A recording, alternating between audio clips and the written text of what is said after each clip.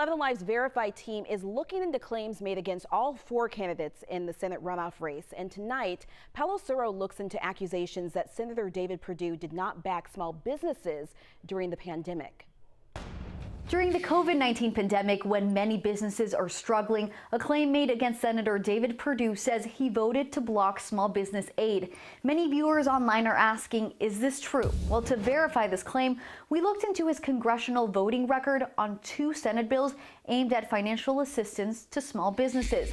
The first was the CARES Act back in March. That bill provided stimulus money to Americans and loans for small businesses.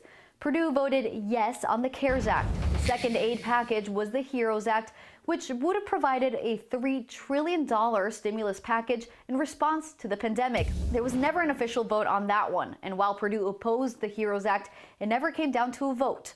The so-called GOP skinny bill version of it did. Perdue's voting record shows he did support that version, which includes small business relief. Therefore, we can verify this claim is false, since both votes he casted on this issue with the CARES Act and the GOP skinny bill provided relief to small businesses. Every night on Up Late, we are verifying claims making the rounds on social media. So if you see one that needs to be verified, go ahead and send us an email at verify@11alive.com.